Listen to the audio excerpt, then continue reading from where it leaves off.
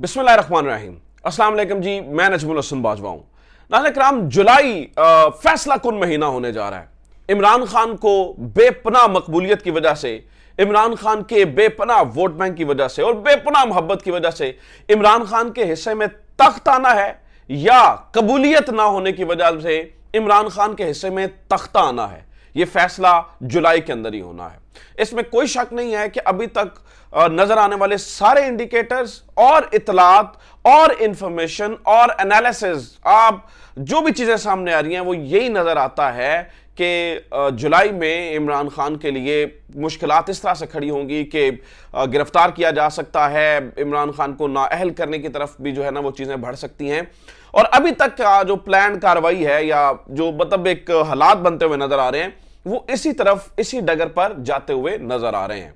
लेकिन नाज़रीन किराम, जुलाई शुरू होने से पहले 2-4 दिन पहले, यानी कि अभी चूंकि आज आखिरी दिन है, कल से जुलाई शुरू हो जाएगा, तो जुलाई शुरू होने से 2-4 दिन पहले एक डेवलपमेंट हुई है और कुछ इवेंट्स हुए हैं। उन इवेंट्स की वजह से एक आखिरी उम्मीद जरूर जाग गई है।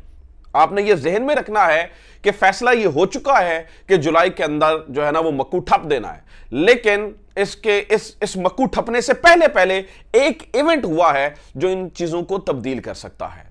और बड़ी नहीव सही, बड़ी कमजोर सही, लेकिन एक आखिरी उम्मीद जरूर जागी है कि हो सकता है मैं ये नहीं कह रहा हूं कि होने जा रहा है, मैं ये भी नहीं कह रहा कि जुलाई के अंदर जो है ना वो जो इमरान खान के साथ करना था वो नहीं होगा, लेकिन एक उम्मीद जरूर जागी है। दो मुल्कों की जानिब से एक पैगाम पहुंचा और वो बड़ा तगड़ा पैगाम है। और ये जो दो मुल्कों की जानिब से पैगाम पहुंचा है, ये पहले भी पैगाम देते रहे हैं, लेकिन इस बार वाला पैगाम है वो थोड़ा मुख्तलिफ है। जो इतलात आ रही हैं, जो बताया जा रहा है वो ये है कि वो थोड़ा सा मुख्तलिफ है।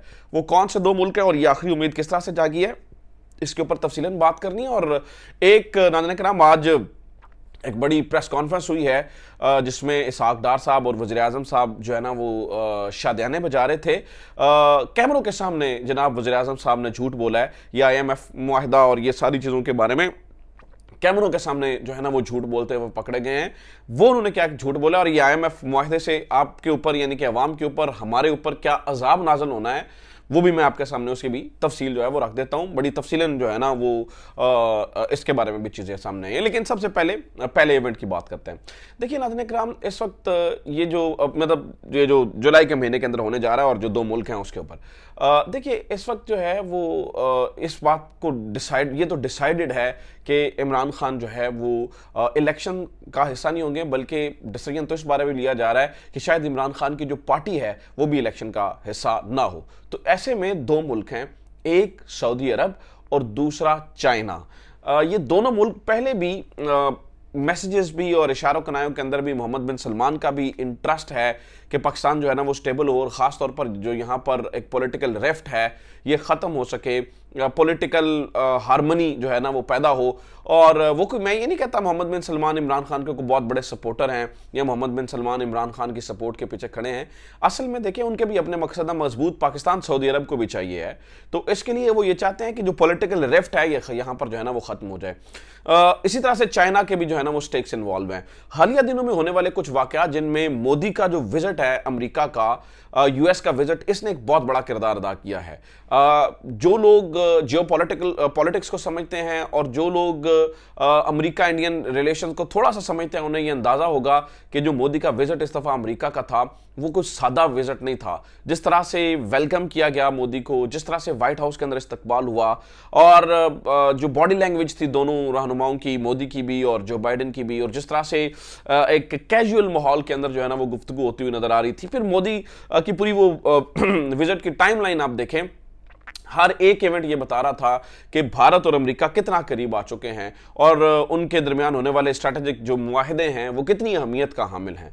तो ये जो विजिट था इससे ये तो ज़रूर यकीन था कि इंडिया को कामयाबियां मिलेंगी, लेकिन गैर मामूली कामयाबियां जो है ना वो मिलेंगी शायद इतना यकीन नहीं था। लेकिन ये गैर मामूली विजिट जो है ना वो मोदी का अमेरिका का रहा। इस चीज़ ने एक थोड़ी सी जो है ना वो एक परेशानी पैदा की है चीन के अंदर भी। क्योंकि अगर इंडिया अमेरिका के बहुत करीब होता है तो ऑब्वियसली पाकिस्तान जो है ना वो चाइना ब्लॉक में चीन चाहता है कि वो बेशक पिछले कुछ अरसे से जब से हिना रब्बानी खैर भी आई हैं, आई मस्ट से कि she is doing good work. Bilawal Bhutto तो बस ऐसे ही खाना पूरी करते हैं, बट जो हिना रब्बानी खैर हैं वो एक मंजी हुई पॉलिटिशियन है, तो उनका भी ये दिल है कि पाकिस्तान चीन की तरफ जो है ना वो थोड़ा जाए। लेकिन इस विजिट के बाद हमारी जो इकोनॉमी थी वो इतनी लड़खड़ाई हुई थी कि हमारी गवर्नमेंट उसके ऊपर बोल ही नहीं सकी उस तरह से। हालांकि पाकिस्तान के बारे में बातें की तो बस रस्मन जो है ना वो बातचीत हुई, एक स्ट्रॉन्ग ओपिनियन यहां से जनरेट नहीं हुआ, यानी कि जो मुकाबले का एक स्ट्रॉन्ग ओपिनियन जाना चाहिए था वो नहीं गया। और चाइना को इस बारे में काफी तशवीश है। चाइना पहले भी अपने एम्बेसडर्स के जरिए और पहले भी उनके जो है ना रिप्रेजेंटेटिव यहां पे कह चुके हैं कि तमाम पॉलिटिकल पार्टीज मिलकर बैठे, तमाम पॉलिटिकल पार्टीज जो है ना वो मिलकर बैठेंगी तो अमन सुकून होगा। लेकिन इस बार उन्हें काफी तशवीश हुई है, इसलिए उन्होंने कहा, मतलब उन्हें भी एक स्ट्रॉन्ग लीडर पाकिस्तान के अंदर, वो भी चीन भी को पाकिस्तान का वो इमरान खान का कोई बहुत गर्विदा नहीं है। चीन को इमरान खान से मसले भी रहे हैं बहुत सारी बातों के ऊपर, लेकिन वो ये चाहते हैं कि एक स्ट्रॉन्ग वॉइस जो है, एक स्ट्रॉन्ग पॉलिटिकल वॉइस, देखें फौज तो अपना काम करती है लेकिन एक स्ट्रॉन्ग पॉलिटिकल वॉइस जो है ना वो यहां से जरूर जनरेट होनी चाहिए थी, पैदा होनी चाहिए थी, और वो इमरान खान की ही हो सकती है। बाकी तो हमारे बेचारे जो शहबाज शरीफ साहब का हाल है, या जो इनकी हमारी जो अभी गवर्नमेंट है, या बिलावल भुट्टो जरदारी साहब, उनसे आप एक्सपेक्ट नहीं कर सकते हैं।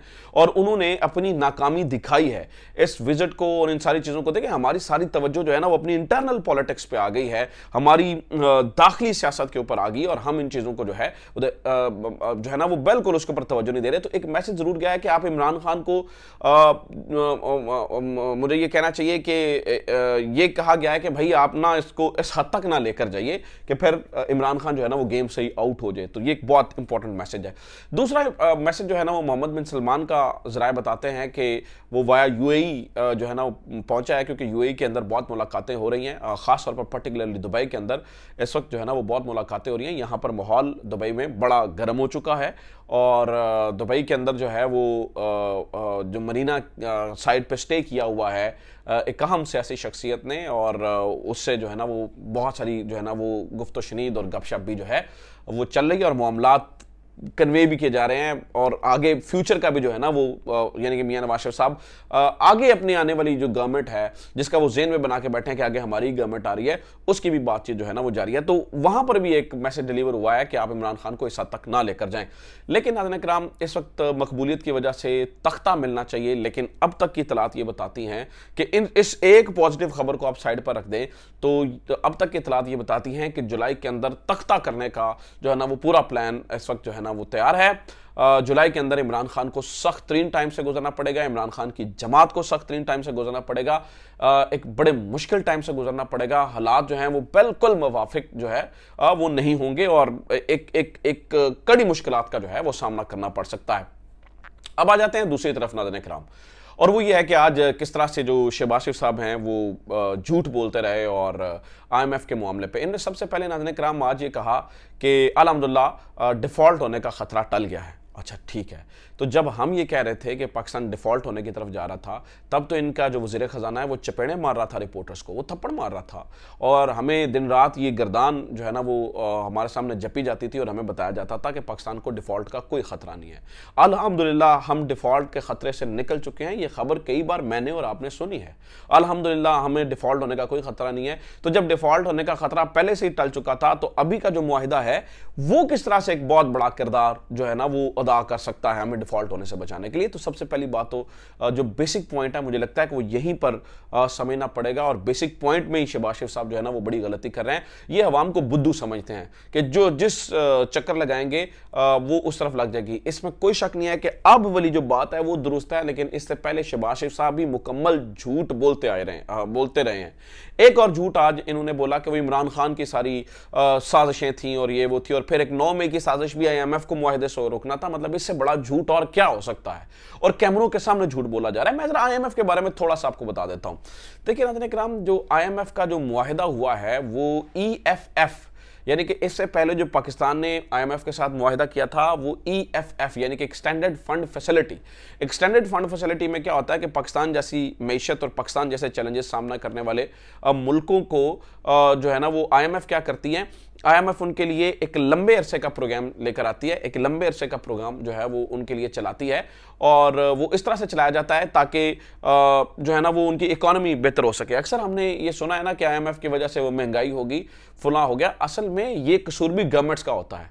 IMF एक कर्जा देने वाला इदारा है और वो कर्ज देके कहता है कि तुम्हारे पैसे यार यहां से आने चाहिए, जबकि हमारी जो गवर्नमेंट की नाअहलियत होती है वो पैसे वहां से जनरेट नहीं कर पाता। तो फिर IMF प्लान बना के कहता है कि यहां से पैसे निकालो, यहां से पैसे निकालो, और जब गवर्नमेंट की नाअहली होती है तो फिर उसका डायरेक्ट बोझ जो है फिर वो अवाम पर पड़ जाता है। तो जाना हमें चाहिए था EFF के अंदर, यानी कि एक्सटेंडेड फंड फैसिलिटी के अंदर, जो कि लंबे अरसे के लिए हमारी मैशत को वो सहारा देते। इस बार जो कॉन्ट्रैक्ट हुआ है वो SBA के तहत हुआ है, स्टैंड बाय अग्रीमेंट। ये बड़े शॉर्ट टर्म के लिए होता है स्टैंड बाय अग्रीमेंट। आप ये देखिए कि ये 9 महीनों के लिए स्टैंड बाय अग्रीमेंट हुआ है $3 बिलियन का। ये लंबे अरसे के लिए आपकी मैशत को सपोर्ट नहीं करता है, ये बल्कि शॉर्ट टर्म के लिए आता है। और ये जो इस वक्त मुआहिदा हुआ है, आप इस बात को भी समझिए कि ये हुआ है सिर्फ और सिर्फ इलेक्शंस के लिए, कि IMF ने एक ऐसा मुआहिदा किया है कि ये गवर्नमेंट जो है वो इलेक्शन वाले प्रोसेस से ट्रांजिशन कर ले और यहाँ से जो है ना वो आराम से निकल जाए।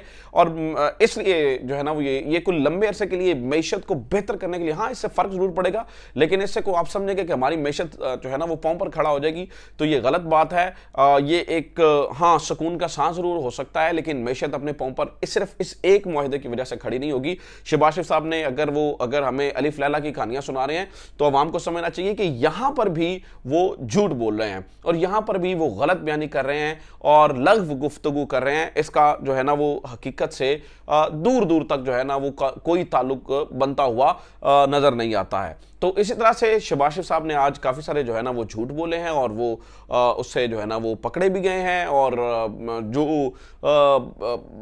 लॉजिकल बात को समझते हैं उन्हें पता है कि शहबाज शरीफ साहब जो है ना वो कौम के साथ जो है ना वो सिर्फ ड्रामेबाजी कर रहे हैं। एक और चीज़ मैं आपको बता दूं नाज़रीन किराम, वो ये है कि इस गवर्नमेंट से ज़्यादा इस वक्त जो फाइनेंशियल मामलात की भी बेहतरी चाहती है वो पाकिस्तान की फ़ौज चाहती है, और वो अच्छा खासा इनकी मदद भी कर रहे हैं। मदद के बावजूद भी ये वो हमारे लूली लंगड़ी गवर्नमेंट है जो अभी भी अपने पाँव पर जो है ना वो चल नहीं सकती है। तो ये अब तक की सूरत हाल है। उम्मीद करता हूँ ये वीडियो आपके लिए इन्फॉर्मेटिव रही होगी। अपना ख्याल रखिए। खुदा हाफिज़। पाकिस्तान जिंदाबाद।